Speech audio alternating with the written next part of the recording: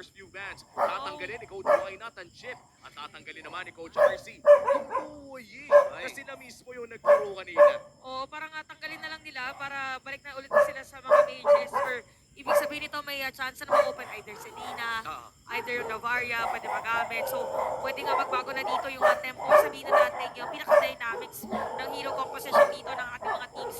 So, mapapaisip ka dito, magbaban ka na ba ng Joy para sa TLPH or hayaan na lang muna nila kasi may pa namang hero pero kaya. Kasi may na-ban here for Coach, so why not? And even Coach Hayes. Gusto ko lang sabihin na mabigat ang respeto na ibibigay ni Coach Wynot at ang buo ng All Philippines sa mga heroes ni JP. Napansin natin to nung Cebu qualifiers na laging tinatanggal ang mga heroes ni Daddy JP. Tinanggal yung Joket na may 100% win rate pa rin hanggang ngayon dito sa FPL Philippines no game number 1. Gayon din doon sa Cebu at yun yung isa sa mga strategy na ibinugar ng ng Team Falcons noong mga panahon na yun. So ngayon yun ba ang uulitin ng Onyx Philippines kasi parang yung pattern talaga kapag tumutukon na nagagawa ng paraan ng Simple Grid. Final chance para kay Coach Wynot na tanggalin yung Joe-head ni JP. Dahil pakiramdam ko nung hindi natatanggalin ito ng first banning phase ay hindi magdadalawang isip ang Team Liquid Philippines ng pagkuha ng kanilang highest win rate roamer. Saka Joe-head, tas pwede rin lang partneran minsan ng pagkakabanda ng options. Actually, kahit anong tanke na hero na rin. Kasi Joe-head is smooth. Para di ka sa TLPH. So, Onyx, pinag-iisip ko na rin na maigi kasi ayan na.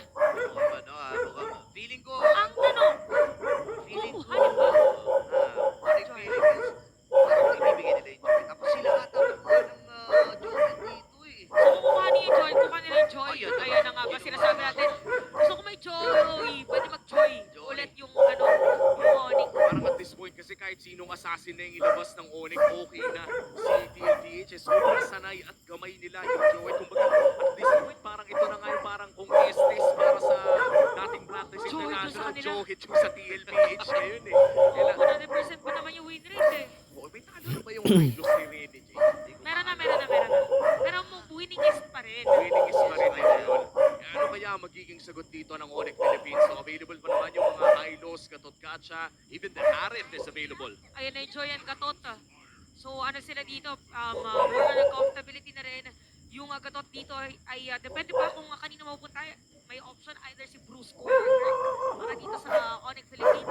So pwede na mag-secure ng major, even gold lane. Yung side ng TLPH, pwede silang magbulaga. Pero ayan na, Hayabusa as usual. And ayan na yung sinabi natin, Joey. Initcha mo na, tapos Sinapak mo mo pa. pa. Itcha balibag. O, itcha balibag. Grabe naman at napakahirap mag-join no, if you were looking at this game alone. Napakadaming crowd control, napakadaming panggulo. Pero mukhang second times the charm para dito sa Onyx Philippines. Taking the Valir once again. Ano kayang interaction nito sa Batang at Joey? Oh, ang hirap dito. Habang sumusuntok ka, parang tinutulak ka, no? Oo. Parang naka-resistance band. Wow. Ano yun? Alam mo mga nag-workout. Ah, Yung naman. resistant bands kasi pag Yung parang pinupuli may back ka pressure, ulit para parang may may pressure. Yung ba yung pagkakalala ng rubber band? Ay, Yan, ay, yan, ay. Grabe, 100% attendance talaga yung magulang ni King Kong. Oo, Naispatan na naman. Ayun na, ispatan din. Naispatan na naman ng ating mga cameraman. Of course, ibang klase din naman ang suporta ng TLPH, ang Cavalry.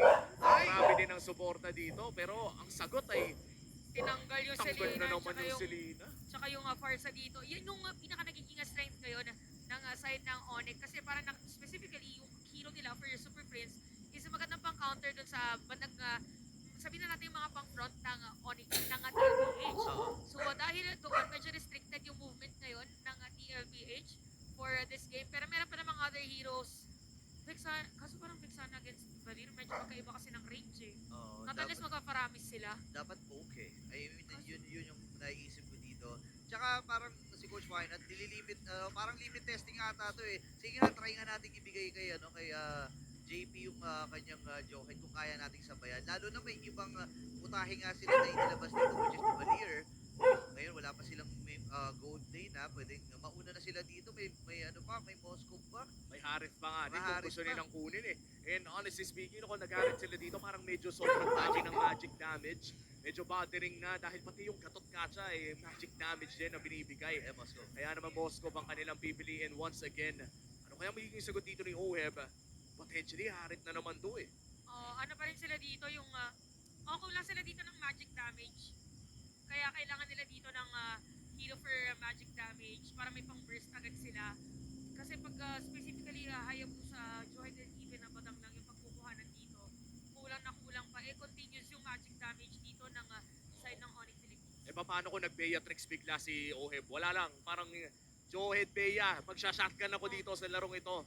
O kaya sniper. Honestly, maganda dito yung Mabea, Hadith, ayan. Para naman dito sa mage nila, pwede silang yung pang-tempo naman, pwede Eve, Novaria even, kasi naban nga dito Novaria. yung Salina, ayan, Solid. Novaria. Or Beatrix, Harith, any. Harith pa rin Harith. talaga. At least balance, no? You have a lot of physical damage na nanggagaling dito sa Johead at pati na rin Hayabusa. Damay mo na rin yung badang. At again, na-buff po ang isang Novaria papasok sa ating patch dito sa ating MPL na mas masakit na ngayon yung Star Shatter. Kaya naman pag umabot ng late game, expect na natin na aaray talaga yung mga matatamaan ng Star Shatter. Hindi lang yun kasi even yung Astral Echo ay umikli rin yung cooldown. So, mas spammable na, no? Lalo na kapag mga objective takings ang hinahabol mo. And ngayon, ano ba ang magiging go? Ay, yan So, so, Yung parang classic mo na pang tapat against Johead. Pag may Johead, automatic meron kang Cho. Medyo mahirapan nga lang dito yung Novaria just in case kasi pwede siyang hanapin anytime. Tapos once na naspatan siya, pwede dumiretso dun yung Ojoy. But definitely for TLPH dito, ang pinaka magiging strength nila is kung paano yung mga fist break and crack dito ni Sanford. Tsaka napakataas ng crowd control talaga na. As you said, no, sa badang pa lang parang solve ka na. Dinagdagan mo pa ng Johead. Kaya naman mukhang magiging mahirap ang larong ito para sa Joy ni King Kong considering na siya mismo yung papasok sa mga laban. Tignan natin kung magagawa ng paraan ng The Beast ng birthday boy natin ngayon sa araw na to na si King Kong as we head on to game number 2. Once again, nakapiso na po ang Onyx Philippines sa ating pinakaunang laro. Kaya naman kailangan makabawi dito ng TLPH para magpatuloy ang kanilang kampanya patungo sa ating upper bracket. Maybe delay yung potential upper bracket ni Aurora. Pasok na tayo sa Land of Dawn. Kita natin kanina yung rating ng mga teams, diba? In terms of hero composition, saktong-sakto yung sinabi ni Umi kanina that for TLPH, grabe yung crowd control. May Johead ka, meron kang kalanga. Pero in terms of spike naman, power spike, definitely para dito sa side ng Onyx, as long as tumatama yung mga skills nila, pwede sila magkaroon ng edge. Hinihintay na natin no, na magkabakbakan na agad. Napakaganda na naging game 1 natin. At this game number 2 mukhang mas papagandahin pa nila. Carl TZ again on this Hayabusa na mukhang gustong kumante sa Joy ni King Kong. Pero mas maganda kasi yung supporting cast niya ngayon eh. hindi naman nangyayari. Si Super Freeze ay nakaabante dun sa mga minions ni Sanji. Ayaw talagang palapitin. Pero ito yung kalamangan ng isang Novaria, no? Pagdating sa long range poke, hindi man sunod-sunod. Pero mahapdi at masakit talaga yan. Because of the rupture in the pure range na rin. Makago sila. Level 4 na. Ibang rotation din ang ating nakikita mula kay Carl TZ. At ito yung kalakasan ng Johead no, na talagang naaabuso ng TLPH. Nililis si Carl TZ. Sobrang bilis ng lahat, diba? Clear na mingin wave. Tutulong siya kay Sanji, mabilis yung clear na mingin wave. So, na-compensate dito yung medyo mabagal. For the Navarra, ganun din naman yung gagawin niya dito kay Cardi. So, magiging mabilis dito yung rotation ng TLPH. Na for Onyx naman, maganda na nakukuha pa rin naman ni King Kong yung mga resources na kailangan niya ma-secure as early as now.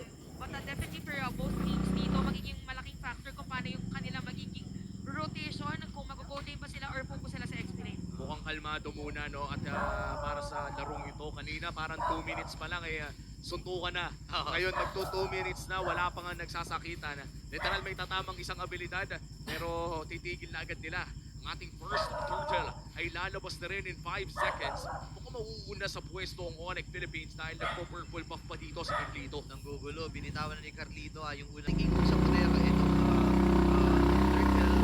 pero ito na naman yung mga puso. Naalala ko season 14, yung Kirk Brusco connection, yung Cho tsaka Megaton. Pinagpapalit-palitan nila yan eh, no? Naalala ko yun eh. I think it was also one of the rare instances na biglang lumabas yung Joe XP. At si Kirk din ang gumamit doon. Saktong pag-delay lamang ang ginawa. Sinubukan ni King Kong na mangnakaw ng purple buff pero mukhang grabe yung mga XP laner natin. Wala na silang paki sa sarili nilang XP lane. Hinahawakan na lang nila yung turtle. Tsaka ito yung pinaka-signal mo talaga na mag-fight na yung dalawang teams natin kasi kaka-level 4 lang ni JP and even Brusco. So yung kanina is more on bait lang just in case na merong Ay! Oy! Hindi tumama yung flicker and unstoppable force yung nagamit. Nasipa din ni JP. Pero pinalikan ni JP! Ano yung jungle play? Ngayon naman na may ipit ata dito si Kirk. Kakayanin mo dalawang miyembro mula dito sa side at Team Liquid Philippines Squad dito. Ay nakuha na lang na lore. Ng first blood pala. Dalawa naman ang actually 2 for 1 Oo. na naging palitan. Isang biglaan. Nakakalito naman sa grabe yung biglaan na yun. Nagpapalitan kasi ng mabilisan, kaya naman nakalamang pa rin ang Onyx Philippines at bukas sila pa nga makakuha ng turtle. Hinintay niya. Inintay niya talaga. But we really have to commend yung naging placement dito ng mga skills for Super Friends. Now at 101 yung kanyang Searing Torrent din ay medyo naging factor. So alam niya kasi na wala ng shadow si Cartesi at that time. Ginagawa niya yung mga skills niya, even yung fireball niya. So na-slow down yung mga players, hindi na nakatakas pero top lane para may gagawin na naman yata. Oh wow! Nasipa dito, unstoppable force para lang ma-follow up. What? And JP! Ayun yung sinasabi ko, kaya binaban to eh. Oh, wait lang, tumama rin yung si Mata. Tumama doon yung Spear of Destruction. Hindi ko go si Kenra kahit ang baba ng buhay ni Oheb. Mabigat na respeto ang ibibigay ng Onyx Philippines against TL. May sinubukan ng kupunan ng Onyx Philippines doon pero sadyang yung counter set lamang ni JP ay medyo mahihirapan talaga siya doon. Kaya naman if you're TLPH, ikaw na ba dapat yung nasa driver seat ngayon? Oh well, definitely for TLPH kasi meron silang potential. Pero yung driving in a way na nakadepende din kung saan ang destinasyon. Kasi pag nag-overspeed din sila, pwedeng sila mag-overheat. For this game kasi nakaready lang din naman si Brusco dun sa mga plays na gagawin. Nakikita natin dito na maingat din talaga si JP and Brusco. Malalaman niya kung meron tao doon kasi yung eye sa taas ay malalaman mo rin depende sa delay. But anyway, 2 tong ating score. Start yung side para kay King Kong onto this game. And speaking of gold, parang madikit lang naman yung gold dito ni King Kong and even Cartesi. Oo, parang naghihintayan na lang ng pagandahan ng set o pagandahan ng team fight. Pero mukhang kakalma na naman ang ating laro. Hintay na lang siguro ng sunod na malaking objectives. Mukhang mahahanap si Super Fritz! Yun lang, nasolo yung shadow kill. Napakahapde flicker as well ay nagamit ni Super Friends. Plus yung kanyang ultimate, yung Vengeance Flame. Pero hindi makakatulong yung para mahiligtas siya. Oo, pero nakapag-flicker din naman siya. Sadyang kumapit din lang Yeah. yung shot, yung shuriken na binato na rin ni Cartesi. Pero 2v1 dito kay Ohe Brusco! Ayan na, naka-purify din, buhay pa rin. Sinasalo ni Bruce yung damage mula dun sa Torre. Pero ngayon naman, si Sanji nakasilip din, nag-aabang na pagkakataon para tulungan din itong si Oheb na mag-clear. Pero umuwi, nagdesisyon dito si Oheb habang Pagong ay hawak ng Onyx. Oh, ang ganda na lamang dun ni Kelra sa may sa may top. But anyway, ito na nga yung turtle sinisimulan. Okay, Cartesia, pumasok na nga rin. Ito si Kiko, pero naiba to. Habang yung Pagong nakuha na nga rin at Team Liquid Philippines. Sanji, Uy, boom! habang sa content ako, naabutan si Sanford, pero nandoon naman yung fist crack. Ngayon naman si Brusco ay nakasilip din. Kung sila gagamitin niya, wala na siyang sipa dito. Actually, meron pa pala. Yun na, nasipa na. Itong si Sanji. Pero ang ganda ng follow-up mula kay Danny JP. Habang si Oheb ay nakatibo ng ginto doon. Napatay itong si Brusco. Parang pinato na lang niya yung katawan niya para na rin sa Torre na yun. Isang trade na naman pero lamang pa rin ang GLPH Aray! sa libo at sumasakit na nga agad yung mga Star Shatter. Mid lane naman ang punteriya. Papasok na naman si Kurt Knight. Siya patay agad ang isa! Grabe naman nila pag yung Zaman Force sa gitna ng Torre. Ladies and gentlemen, nakadalawa kagad si Owen, 3-0 and 1. Makakakuha pa ata sila dito ng purple buff. At yun din, nakuha rin ni King Kong pero hindi na magpawi. Wala sa Onyx Philippines, kaya lang kulang sila. Numbers game, si Bruce ay pinagtulungan ng lipa. Liquid Stampis is in. Okay, 4-0-1 para dito kay Oheb. And take note, akala natin kanina masisira na Torres sa tapa. Nadepensahan pa rin niya yung top lane na nagpupush si Kelra. Tapos sumakto pa yung timing niya na makasama doon sa teamfight. We really have to commend yung mga pasok dito ni JP. Kasi who would have thought naman kagaling sa gilid, papasok sa gitna. Dinilidan eh. Yung unstoppable force niya. Kasi diba normally para nasa harap nila pa mga ganung mga moments. And at the time, dahil open nga yung defense ng Onyx, nahanap din dun sa may bandang likod ni Cartesi, si Kelra. And Ohe, focus mo na ngayon sa objective Pero nararamdaman din ng Onyx na baka meron nakatago sa ibang area ng mapa. At naging maganda din yung Ugi Shadow kill doon ni Carl Tizia. As far as I remember, na-solo din ata si Kelro doon sa likod. Yup. So what a nice angle mula dito sa TLPH at lamang na nga sila ng almost 4,000 as the last turtle of the game spawns. Nandiyan naman ang Onyx Philippines. Potentially pwede nilang isagot ito with a potential split. Pero mukhang naghahanap sila ng isa pang team fight kahit may kalamangan Seal. ng TLPH. Wait lang, kung sila gamit. Ejector, ibabato ba? Pero natulak dito ni Super Prince. Ngayon naman ay hahawakan ng Team Liquid yung pinakahuling pagong ng laban. Sanford and JP nakaabante. Sanji ay nasa gilid din. Nag-aabang na ng pagkakataon. Bruce na nagamit yung pinapag-seal. Sino kanya sisipahan? Si Cortez yata nang minamatahan. Pero hindi na lalaban ng Onyx Philippines. Pero sabi dito laban kaya natin. Kaya lang, doon yung taunt mula kay Kirk. Atras muna sila. Grabe ang ba dito ng mga teams natin, no? Specifically for TLPH din. Yung parang nandun na sila, pero hindi na pinipilit na pumasok basta-basta as long as sila mananalo doon sa team fight. Kung kanina na-secure ni King Kong ngayon naman, ay maagaw na ng TLPH. Ito na yung mga moments na nasa gilid na. Yung mga containers mo, definitely magpapataba na lang dito si Carteezy. Now, Carteezy is at level 12. King Kong naman is at level 11. Oh my G! Napaka-hapde. Dalawa pa yung nagsalo doon sa Shadow Kill. Pero may idea ang Onyx Philippines. Wala nang ultimate dito si Carteezy. Ngayon naman ay nagamit na kagad yung Vengeance Flames Searing Turret. Kakabit doon yung Shadow. Si Kirk ang nakabitan. Pero ang Liquid, gitna ata, nagiging target. Available pa rin yung Zaman Force mula kay Oheb. So pwede nila i-force to. Oo, medyo minamalas ata si Kedra sa positioning ng Ugi Shadow Kill. Pero nice set mula dito kay Sanford. Nahuligan si Kirk. Naitsa pa. Kaya naman babagsak lang ng parang ganoon. Onyx Philippines wala na naman ang isa. At meron pa at ang pangalawa. Okay, buhay pa. Hindi ata tatamaan. At hindi rin naabot doon yung, wait lang, Shadow Kill. Tatlo. Uy! Oh my gosh. Napaforce yung mag-flicker dito si Super Prince. Feeling ko pinersonal Pinersonal. ni Carlito yung beso kanina sa kanyang kababy cakes duho eh. Oo, nagselos. Not in front of me. Bakit nasa harapan ko? Hinalingan mo. That should be me. That should be me. Hindi. Ayan na. 9 minutes and 20 seconds. Pero pabuo na pala si King Kong ng kanyang Holy Crystal, Oo, yan din yung hinihintay, no, if you're Onyx Philippines. But for Carl Tizzy, ito na yung oras para makaganti talaga eh. Ito yung power spike ko no, na kapag nakuha pa niya yung si Halberd, ay mas lalong mahihirapan na makapag-regen o makataka sa kamandag ng isang Ugi Shadow Kill ng Onyx Philippines. At lumalaki na yung lamang, honestly speaking, itong 6K, ramdam na yung diferensya dyan. 2 levels? Ay hindi, isang level na lang yung kalamangan din ni Carteezy dito. So definitely, yun na naman, para nauso yung mga likod gaming lately na set Ayan na, up. nag-aabang na naman si Kirk ata magiging puntira na ejector na. Ang tanong, sapat pa yung burst? Hindi nga lang sumapat pero wala na kagad out of the guardian itong si Kirk. Bitin sa resources ang Onyx Philippines at mabigat na naatas kay Bruce. Hindi na makaabot na si King Kong. Hindi ata siya aabot doon. Ngayon, aabot na ata siya ng Shadow Kill. Buti na lang ay napunta doon. Wow! Pero ejector play na naman mula kay Daddy JP. What a flicker ejector mula dito kay JB. Na-predict niya. Nakita na niya, hindi na pwedeng kumanan to. Halika na sa kaliwa at halika na rin dito sa aking harap na rin si Brusco. Ay nasa bakla ng ganun at pumasok pa sa likod. Grabe yung sunod-sunod na skill mula dito sa Team Liquid Philippines. Ngayon ay 4 ang tumba. Inaantay si King Kong 8 seconds pa. Ngayon ay hindi na ata nila mabibigyan ng stampede na niluluto ng Team Liquid Philippines. And wipe out. At nakuha na itong game number 2. Game 3.